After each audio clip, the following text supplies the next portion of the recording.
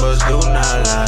Fire, fire, fire, oh, fire, fire, fire, oh. What's going on, guys, and welcome back to another episode of JP's Fire Fantasy Show, where we bring you the most up-to-date and accurate information from around the fantasy world. Fantasy basketball playoffs have finally arrived, and this is the most exciting time of the fantasy basketball season. This is where we put all of our roster moves to the test, and we battle it out for that championship, man, the most important prize in fantasy. So let's take a look at our games that are going to be played this week. As you can see, almost half the league has 4 games this week, so there's plenty of players to go around.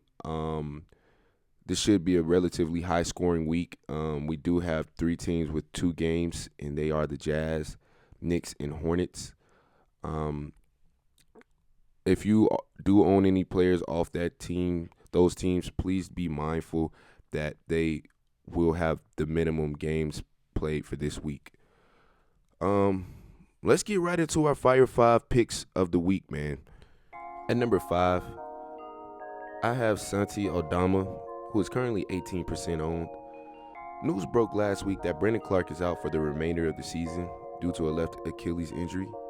This is a tough blow for the Grizzlies, as they are already without Steven Adams, who is set to miss 4 more weeks after undergoing a stem cell injection in his knee.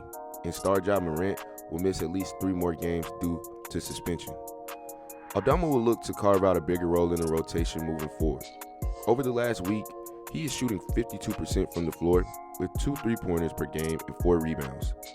With the Grizzlies having 4 games, Aldama should be a good add for rosters who need a shooting big. Don't look for too many big games from him, but he should have a solid floor moving forward. At number 4, I have Isaiah Jackson, who is currently 19% owned. There was high expectations coming into the year for Jackson after coming off a solid year last season. Because of his defensive and rebounding abilities, he was projected as high as an 8th round pick in fantasy drafts this season.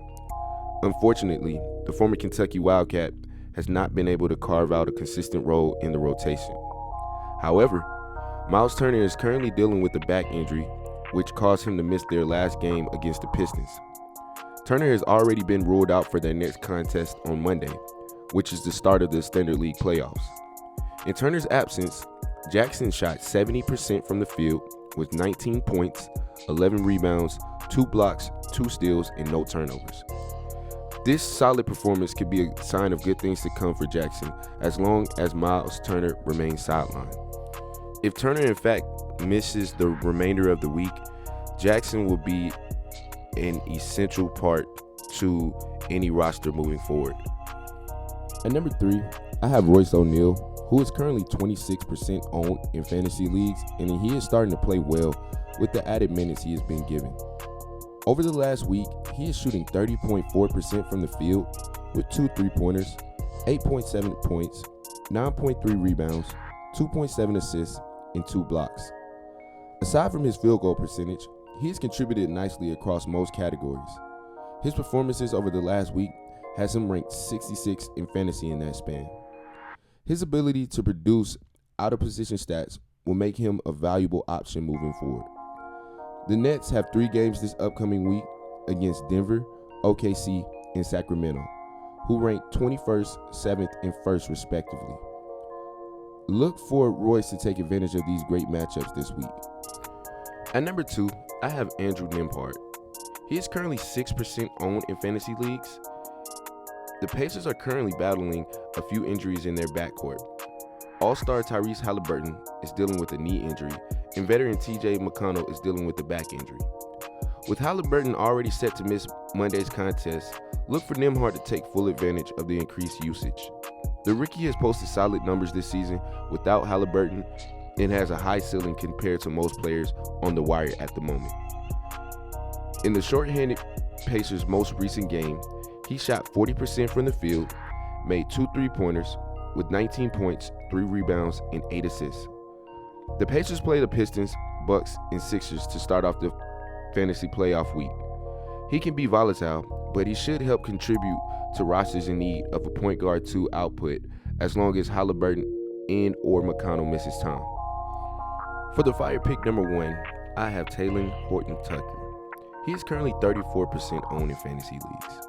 Expect this number to increase drastically over the next day after the former Iowa State Cyclone displayed a masterful performance against the Charlotte Hornets as he almost recorded a triple-double. He shot 58.3% from the floor with 37 points, 8 rebounds, and 10 assists.